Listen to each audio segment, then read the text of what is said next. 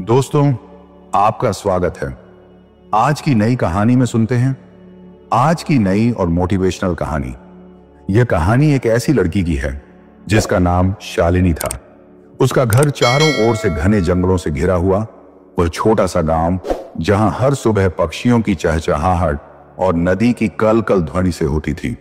इस गांव में ही एक लड़की रहती थी जिसका नाम था शालिनी। शालिनी की सुंदरता अद्वितीय थी। उसकी बड़ी बड़ी आंखें जैसे रात के आसमान में चमकते तारे और मासूम चेहरा जो किसी भी कठोर दिल को पिघला सकता था।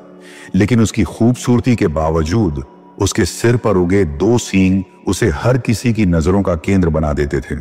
शालिनी के पिता रघुनाथ गांव के सरपंच थे। उनके ईमानदार और धर्मपरायण स्वभाव के कारण पूरे गांव में उनका सम्मान था। उनकी पत्नी सुमित्रा बेहद दयालु और समझदार महिला थी। शालिनी उनकी इकलौती संतान थी। उसका जन्म बिल्कुल सामान्य हुआ था, लेकिन जब वह 5 साल की हुई तो एक सुबह अचानक उसके सिर पर 2 छोटे छोटे सींग उगाए। जब गांव वालों ने यह देखा तो उनके बीच तरह तरह की बातें होने लगी। कुछ ने इसे श्राप बताया तो कुछ ने कहा यह देवी का वरदान है, लेकिन अधिकतर लोग इसे बुरा संकेत मानते थे। बच्चों ने उसे चिढ़ाना शुरू कर दिया। देखो, सींग वाली लड़की आ गई। ये बातें शालिनी के कोमल मन को अंदर तक तोड़ देती थी। समय के साथ शालिनी को एहसास हुआ कि वह बाकी लोगों से अलग है, लेकिन उसका एकमात्र सहारा उसकी दोस्त सपना थी। सपना एक आत्मा थी जिसे सिर्फ शालिनी देख और सुन सकती थी। सपना ने हमेशा उसे हिम्मत दी। तुम खास हो शालिनी। ये सींग तुम्हारे लिए कोई बोझ नहीं है, बल्कि तुम्हारी ताकत है। 16वें जन्मदिन पर गांव के मंदिर में विशेष पूजा रखी गई। पंडित भुवन ने कहा, इस लड़की का जन्म साधारण नहीं है। इसके सिर पर उगे सींग किसी प्राचीन रहस्य से जुड़े हैं। इन्हें हटाने के लिए विशेष अनुष्ठान करना होगा। इसके बाद रघुनाथ ने गांव के मशहूर बढ़ई गोविंद को बुलाया। गोविंद ने धारदार औजारों से घंटों मेहनत की, लेकिन सींग टूटने का नाम नहीं ले रहे थे। वह हार मानकर बोला, यह साधारण सींग नहीं है।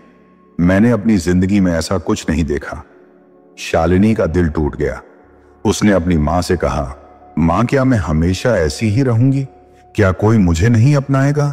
सुमित्रा ने उसे गले लगाते हुए कहा, बेटा, सच्चा प्यार हमेशा दिल को देखता है, चेहरा नहीं।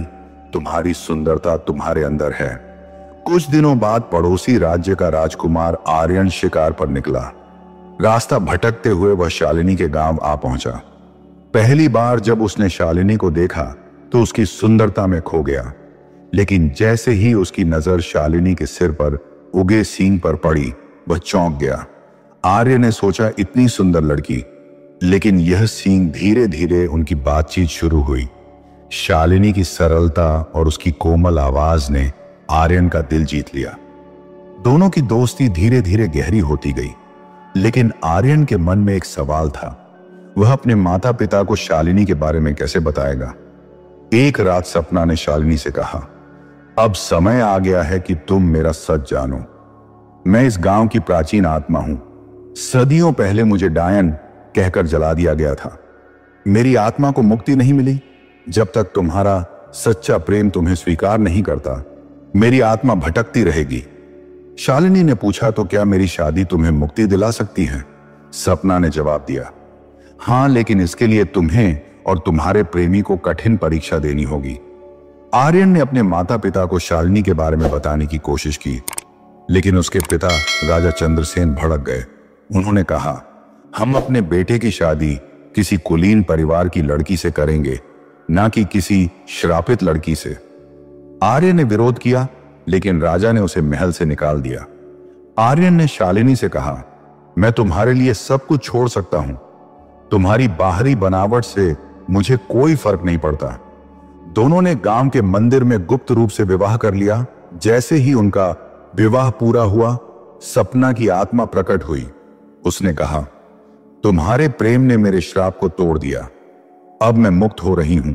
सपना गायब हो गई और उसी क्षण शालिनी के सिर से सींग भी गायब हो गए।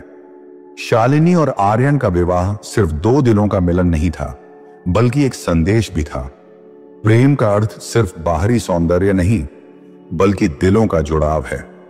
आर्य के घर लौटने के बाद राजा चंद्रसेन ने पूरे गांव को बुलाया और अपनी गलती स्वीकार करते हुए कहा, मैंने बाहरी बनावट देखकर शालिनी को गलत समझा, लेकिन आज मैं समझ चुका हूं कि उसका दिल कितना पवित्र और विशाल है।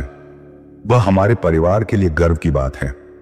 शालिनी ने राजमहल में कदम रखा, जहां हर तरफ से उसे कौतूहल भरी निगाहों का सामना करना पड़ा। लोग अभी भी उसकी सींग वाली कहानी को लेकर बात कर रहे थे, लेकिन शालिनी ने अपनी सहजता और सौम्यता से सभी का दिल जीत लिया। कुछ ही दिनों में शालिनी ने सपना की दी हुई सीखों को अपने जीवन का आधार बना लिया। हर कठिनाई को उसने हिम्मत और धैर्य से सामना किया। एक दिन सपने में सपना फिर प्रकट हुई। उसने कहा, शालिनी, तुम्हारी सच्चाई और आर्यन का प्रेम मेरी मुक्ति का कारण बने। अब मैं हमेशा तुम्हारे साथ रहूंगी। आशीर्वाद बनकर सपना की यह बात सुनकर शालिनी की आंखों में आंसू आ गए। उसने महसूस किया कि उसकी जिंदगी का हर संघर्ष एक कारण से था। एक दिन महल में एक संत आए। उन्होंने शालिनी से कहा, तुम्हारी यात्रा अभी समाप्त नहीं हुई है। तुम्हारे भीतर एक शक्ति है जिसे पहचानने का समय आ गया है। तुम्हें इस शक्ति का उपयोग दूसरों की भलाई के लिए करना होगा। शालिनी ने संत से पूछा, लेकिन मेरी शक्ति क्या है?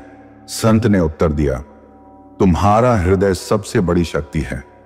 तुम जिन कठिनाइयों से गुजरी हो वे तुम्हें और मजबूत बनाएंगी।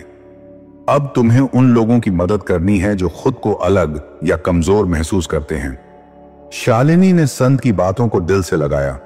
उसने एक आश्रम की स्थापना की जहां वह उन बच्चों और महिलाओं की मदद करती थी जिन्हें समाज ने अलग समझा था। उसकी कहानी दूर दूर तक फैल गई। अब शालिनी सिर्फ एक राजकुमारी नहीं बल्कि एक प्रेरणा बन चुकी थी। आर्य ने हमेशा उसका साथ दिया। वह कहते, तुमने ना सिर्फ मुझे बल्कि इस पूरी दुनिया को सिखाया कि सच्ची ताकत प्यार, सहानुभूति और स्वीकृति में होती है। शालिनी की कहानी यह संदेश देती है कि सच्चा सौंदर्य और शक्ति हमारे भीतर होती है। अगर हमें इसे पहचानने और स्वीकार करने का साहस हो तो हम किसी भी कठिनाई को पार कर सकते हैं। तो प्यारे दोस्तों, ये थी आज की मोटिवेशनल कहानी। अगर आज की यह कहानी आपको पसंद आई हो तो कमेंट बॉक्स में एक प्यारा सा कमेंट करके जरूर बताना और इस कहानी को अपने दोस्तों और रिश्तेदारों के साथ शेयर जरूर करना और चैनल को सब्सक्राइब भी कर देना।